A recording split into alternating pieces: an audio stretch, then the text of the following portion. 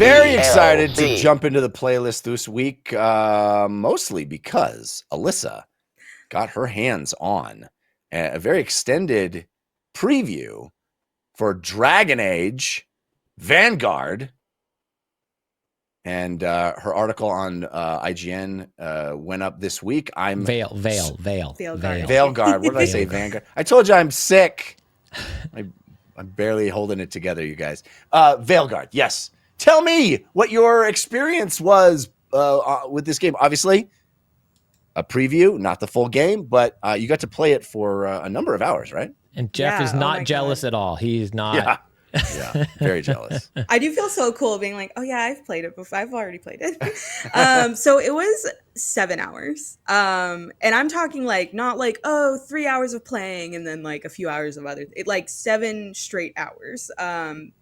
And even they gave us essentially like these different sections that we would play through. So obviously we did the prologue, meaning we got to go through the character creator, which was like, it was slay, like it slayed.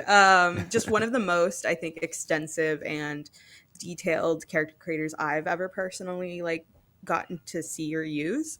And while we were at the event, Corinne Bush, the game director, said that something that was a big goal for them with this character creator was like just making everyone feel represented, and I really think they do such a good job of that.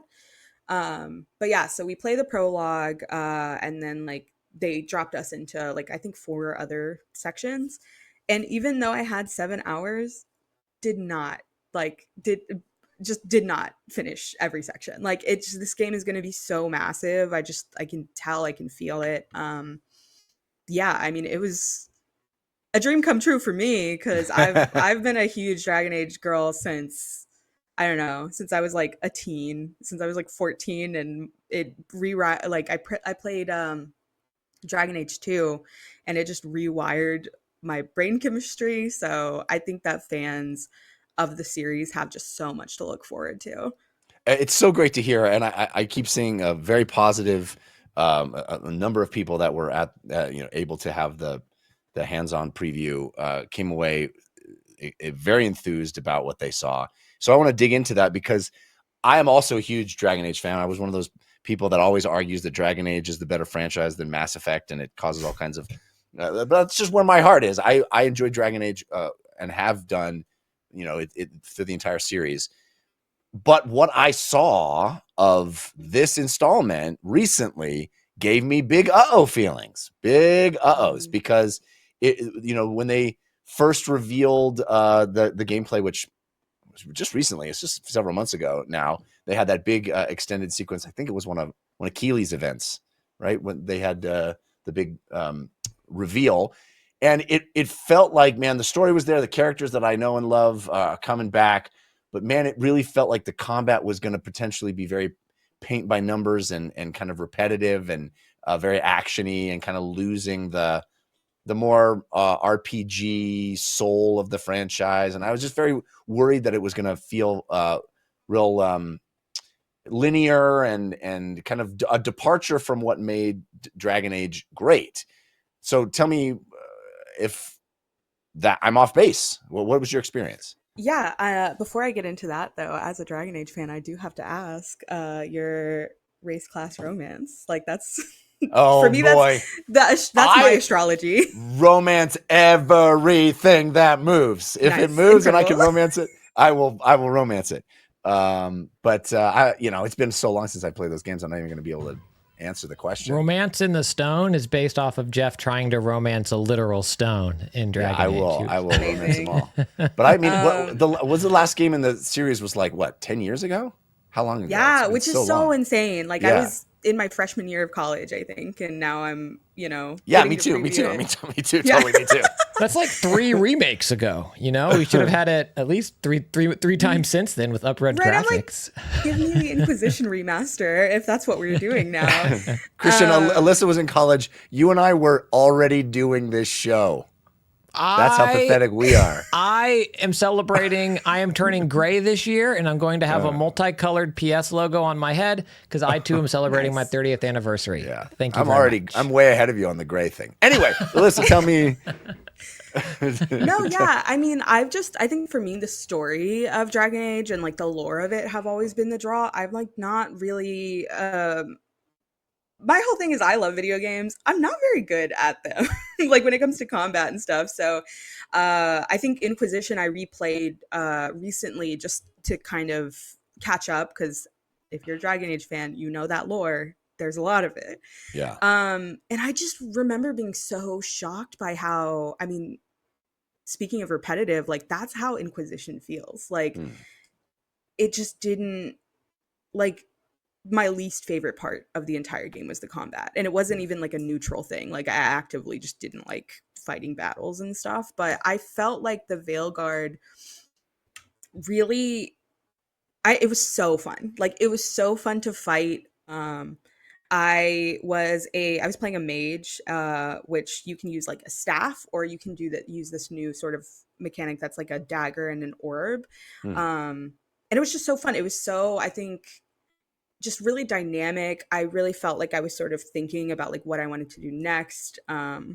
And the way that you kind of use your companions, even though you can't take control of them to battle, like there's a lot more, I think, deliberate interaction with the companions, or kind of thinking about what they're doing and what you want them to do. So yeah, I mean, I think that if you're worried about combat being repetitive, like I think it's great. I think it's the most fun I've had fighting with combat in a Dragon Age game. I think the problem really is, I think the experience of seeing the combat and just some of the elements of the game in general feels so different than like being in them. Because I could very much see like how watching it would just feel like, oh yeah, this is very cookie cutter, whatever. But while I was playing, I don't know. Like I said, I played for 7 hours, and at the end of the day, I was like, just let me stay here. Can I just like stay here overnight, please? And I've been having like, I don't know, I call them withdrawals. I've been having Veilguard withdrawals since I played it. So yeah. Well, that's great. I mean, that's great to hear. So you know, you're making decisions in combat. You're obviously making decisions, story based decisions. That's one of my favorite things about Dragon Age is that these real meaty, weighty, contextual decisions that I'm making, narrative decisions, that was on display as well. And you know, is it just dialogue stuff, or explain to me, you know, what was the most fun stuff that you were actually getting to do? No, yeah, totally. I think that, and I feel like I'm kind of in a sort of very special position because my coworker Alex Stedman, also a fellow like Dragon Age freak, just like me, she recently, along with our news director Kat Bailey, they were in Edmonton for our IGN First coverage of the game. So I think there are definitely elements I missed out on while playing that she got to experience. So I feel like in my head I have a fuller picture of what I can expect. Because in the gameplay that we were given, it was very mission oriented. So outside of the prologue, it was sort of being dropped into these different saves so we could do specific quests, which meant I didn't get to spend a lot of time just like lounging with the companions or Right. you know, there were cutscenes and that was really fun. I think the dialogue wheel, she's back, baby. And it was really I just already felt such affection for the characters that I saw, but I really wish I would have gotten to kind of spend more time with them. Yeah. And it's But not open yeah. world, right? They called it sort of, you know, much more of a old school approach to a role playing game where you're sort of Yeah. moving through the world, place to place.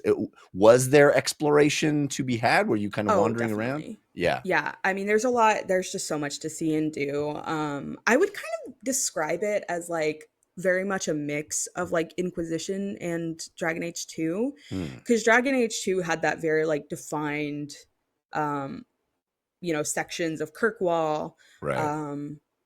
And I would say Inquisition kind of has an element of that, but they just feel a lot like, I mean, I don't know, the never ending hinterlands. Right. Yeah. Yeah. Mentally I'm still there.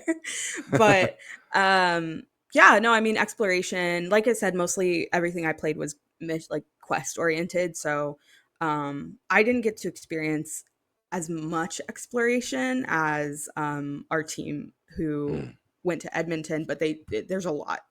Yeah. And I'm not going to spoil anything, of course, but while as part of the preview, there was a pretty massive choice that we made, and it truly affected the world. So I think that's something that's going to be interesting, is to see the world that you're exploring actually change with the decisions you're making, because I don't think you get that a lot in Inquisition. Right. But yeah, it just feels like such a really big world, and like it's gorgeous. It's so gorgeous. Like, we were in Arlithan Forest, which a lot of these places we've heard about but not really seen. So yeah, you can just tell how much care and time was taken on everything, and yeah, it was great.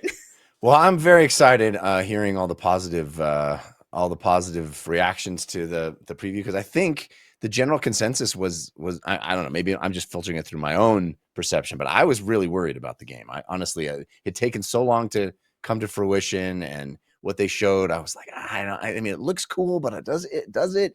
And just hearing you and others be so positive with actually getting hands on makes me really, really excited to get my hands on it, which is, pretty soon, October, right? It's coming out in October.